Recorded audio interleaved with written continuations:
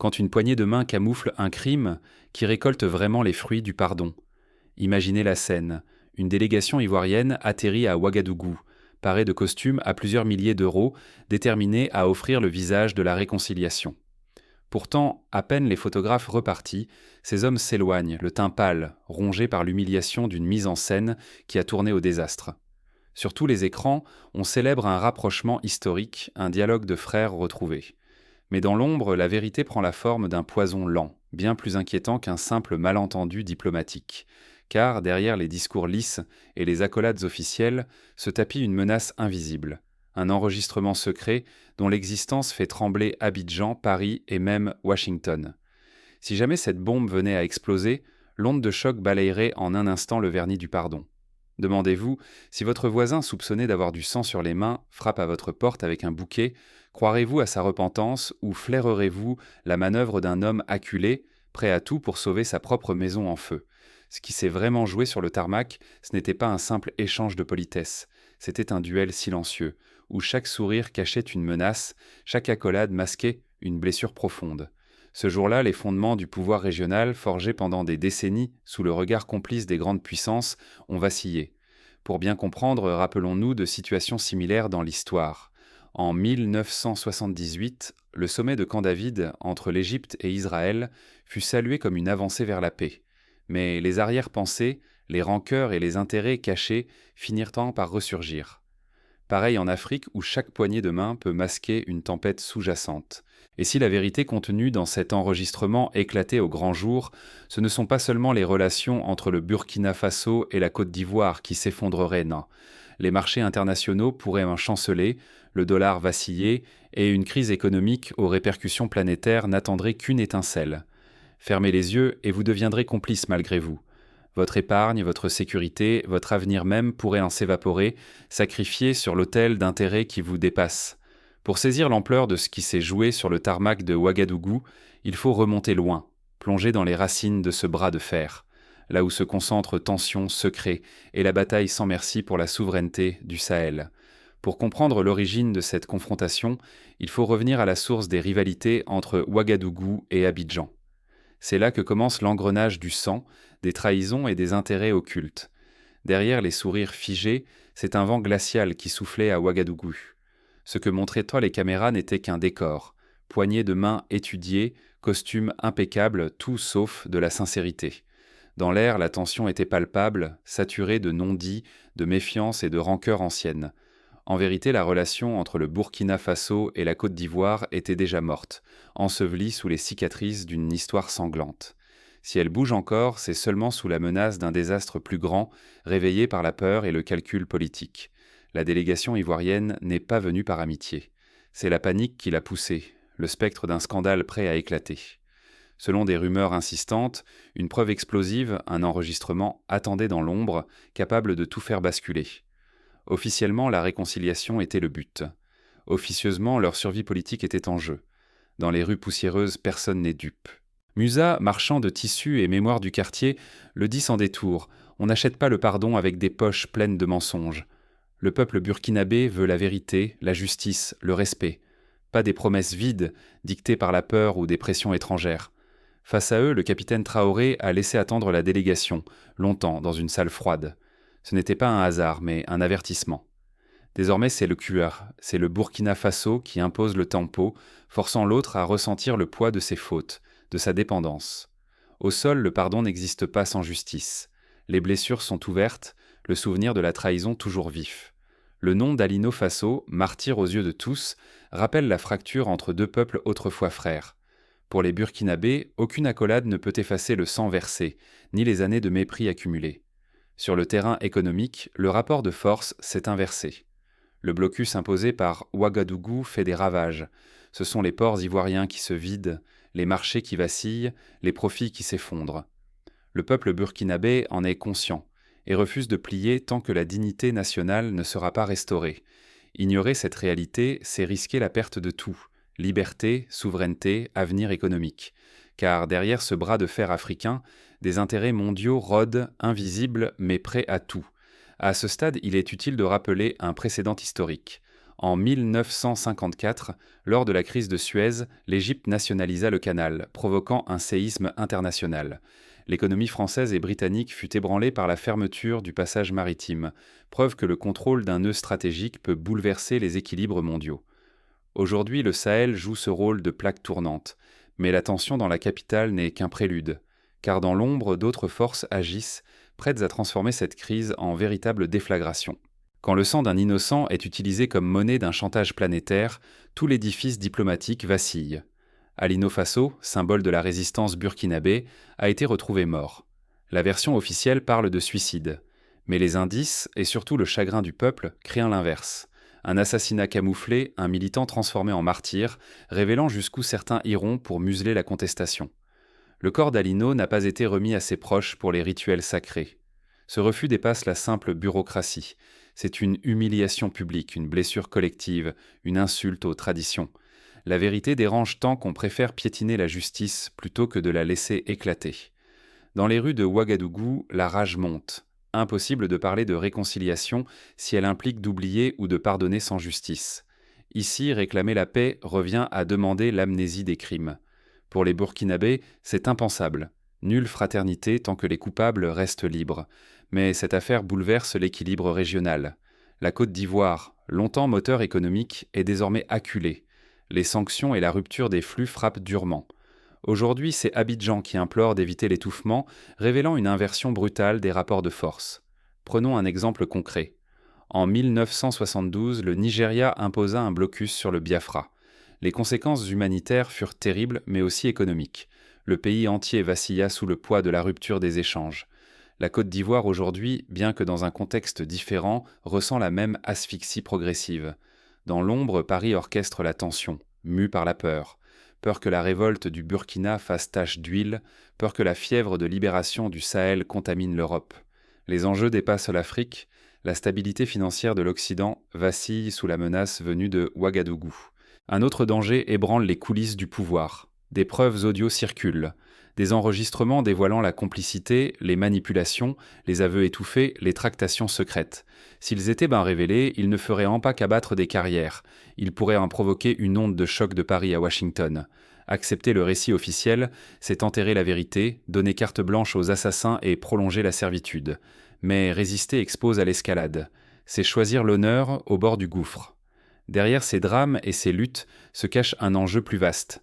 La bataille pour le contrôle économique du Sahel, dont les secousses pourraient bouleverser l'ordre mondial. La visite de la délégation ivoirienne à Ouagadougou n'est pas qu'un simple geste de paix. Elle marque le début d'un bras de fer où chaque mouvement peut avoir des répercussions jusque dans les foyers européens. Un simple blocus local peut-il ébranler le système bancaire français, voire le dollar américain ? La question semble folle, mais regardez, la Côte d'Ivoire, longtemps considérée comme le pilier économique de l'Afrique de l'Ouest, vacille désormais. Ce qui fut un symbole de stabilité devient le foyer d'une crise qui s'étend. Depuis Ouagadougou, chaque décision de Traoré redessine la carte des routes commerciales. Les camions qui franchissaient pour la frontière ivoirienne pour alimenter le port d'Abidjan sont bloqués ou détournés vers des itinéraires inattendus. Abidjan, ce poumon économique qui nourrit des centaines de millions d'âmes, commence à suffoquer. Pour illustrer, souvenons-nous de la crise des Gilets jaunes en France. Une hausse du prix du carburant, conséquence d'une chaîne d'approvisionnement perturbée, a suffi à embraser tout un pays. Ici, la fermeture d'un port ou l'arrêt d'un axe logistique majeur peut provoquer le même type de réaction en chaîne, à une échelle bien plus vaste.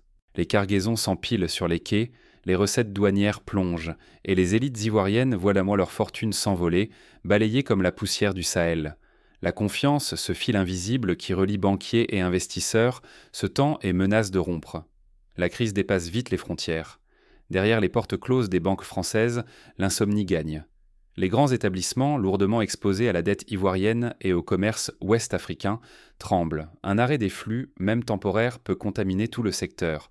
Bilan assombri, créanciers inquiets, et surtout cette confiance sans laquelle aucun système financier ne tient debout. Imaginez les conséquences. Un port ivoirien paralysé, c'est la chaîne d'approvisionnement mondiale qui se grippe. Cacao, café, pétrole, matières premières. Les prix s'envolent, d'abord en Afrique, puis en Europe, jusqu'aux Amériques. La hausse du coût de la vie frappe chaque foyer. La colère gronde. La tentation du départ devient irrésistible. Des milliers, peut-être des dizaines de milliers de jeunes risquent alors leur vie, traversant le désert ou la Méditerranée. Ils fuient l'effondrement pour tenter leur chance au nord. Chaque crise locale nourrit une tempête planétaire. Mais il y a pire pour l'Occident, l'effet domino. Si Traoré tient bon, il envoie un message à tout le Sud global. L'Occident n'est plus invulnérable. Les anciennes colonies observent et certaines se préparent à suivre l'exemple. Ce n'est plus seulement un bras de fer, c'est une faille géopolitique qui s'élargit chaque jour. À cet instant, rappelons un autre précédent, la crise asiatique de 1997. Un petit pays, la Thaïlande, a vu sa monnaie s'effondrer, provoquant par effet domino la chute de toute la région. Les économies, même éloignées, sont des dominos. La moindre chute peut faire vaciller la planète entière. Les puissances occidentales, sûres de contrôler les règles du jeu, se retrouvent soudain sur la défensive. L'hégémonie du Nord, bâtie sur l'apparente stabilité de ses partenaires du Sud, se révèle aussi fragile qu'un château de cartes. Alors la Côte d'Ivoire tente de reprendre la main. Elle propose une paix, mais ce n'est qu'un cheval de Troie. Sous couvert de dialogue, elle offre à nouveau au réseau français un accès au renseignement, à la logistique, à l'influence.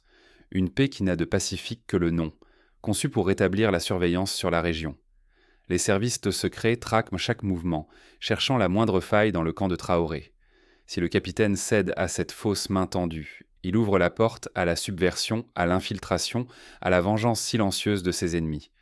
Mais s'il résiste, le risque est immense. L'Occident, piqué au vif, pourrait choisir la riposte. Sabotage, pression économique, coup d'État orchestré ou attaque sous fausse bannière. Rien n'est exclu. Le sort d'un pays, peut-être d'un continent entier, se joue désormais dans l'ombre, entre une peur panique à Paris et un espoir fébrile à Ouagadougou. Dans ce climat chargé de tensions, la délégation ivoirienne atterrit à Ouagadougou. Sous la surface des sourires diplomatiques, chaque geste, chaque mot cache une stratégie. Ce qui se joue à Ouagadougou va bien au-delà d'un simple bras de fer régional. C'est ici que se dessine une fracture capable de secouer l'Afrique et de bouleverser l'équilibre du monde, bien au-delà des frontières du Sahel. Pour le Burkina Faso, remporter cette bataille ne se résume pas à un geste symbolique, ni à des paroles diplomatiques. Il s'agit d'obtenir la justice pour Alino, de chasser sans délai les saboteurs infiltrés et, surtout, de reprendre le contrôle de son économie. Tout compromis en deçà serait une nouvelle trahison, une capitulation de plus. Aujourd'hui, le rapport de force s'est inversé. Pour la première fois, l'Alliance du Sahel ne subit plus les pressions des puissances étrangères ou des voisins dociles. Elle dicte ses propres exigences. Cette fermeté sidère Paris, trouble Washington et inquiète tous ceux qui ont bâti leur prospérité sur la docilité africaine. Le capitaine Ibrahim Traoré incarne cette rupture. Incorruptible, prêt à tout pour la liberté de son peuple, il fait renaître une espérance rare, celle d'une jeunesse africaine lucide, éveillée, déterminée à briser les chaînes de l'histoire. L'exemple du Burkina Faso se propage déjà. Partout de Dakar à Kinshasa jusqu'aux diasporas, la jeunesse observe ce duel avec l'intime conviction que, enfin, quelqu'un ose dire non. Oser réclamer justice pour les humiliés, oser exiger le respect, oser risquer sa vie pour la vérité. De nombreux jeunes leaders africains citent désormais Traoré comme source d'inspiration, à l'instar du rôle qu'avait joué Nelson Mandela pour l'Afrique australe dans les années 90. La jeunesse africaine, souvent déçue par ses élites, retrouve dans ce combat un souffle nouveau. Mais ce combat déborde les frontières de l'Afrique. L'ordre néocolonial, conçu pour servir une minorité au détriment du plus grand nombre, ne tient que par le silence des peuples. Si les sociétés civiles d'Europe, d'Amérique, d'Asie refusent content de détourner le regard, elles peuvent ébranler ce système bâti sur l'exploitation et le mensonge. La vigilance doit s'intensifier. Car l'ennemi ne recule devant rien. Désinformation, pression économique, menaces, tentatives de division. Déjà, les campagnes de déstabilisation s'intensifient, les chantages se multiplient. Mais l'histoire l'a prouvé. L'unité entre Africains et avec tous les peuples épris de justice peut faire tomber les empires les mieux armés. Pour agir concrètement, chaque citoyen peut s'informer, relayer les faits avérés, soutenir les voix indépendantes, refuser la propagande. Par exemple, participer à des forums citoyens, signer des pétitions internationales, soutenir des ONG locales qui défendent la justice et la vérité. L'action collective, même modeste, peut faire basculer l'histoire. Chacun doit se demander « Que ferons-nous de cette leçon ?» Rester simple spectateur, c'est accepter que le système survive, condamnant d'autres générations à la soumission, à la pauvreté, au silence. Mais l'engagement, même modeste, fait de nous les architectes d'un monde plus juste, plus digne, plus libre.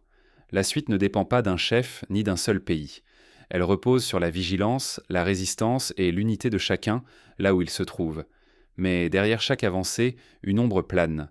La délégation ivoirienne n'est pas venue les mains vides. Ce qui se négocie en coulisses pourrait tout faire basculer. Vous n'êtes pas de simples spectateurs. Vous êtes les gardiens de la vérité, les sentinelles sans lesquelles l'histoire se répète. Ce qui s'est joué à Ouagadougou ne se résume pas à une rencontre diplomatique de plus. C'est une balafre vive, un cri silencieux qui traverse les couloirs feutrés du pouvoir et marque au fer rouge la conscience collective. Sous les sourires forcés et les poignées de main officielles, le sang des trahisons et des espoirs déçus coule encore. Nous avons vu une délégation arriver en conquérante, repartir meurtrie, déchirée par une réalité qui ne se laisse pas apprivoiser par de simples discours. Ce jour-là, la vérité longtemps dissimulée a fissuré le vernis des convenances.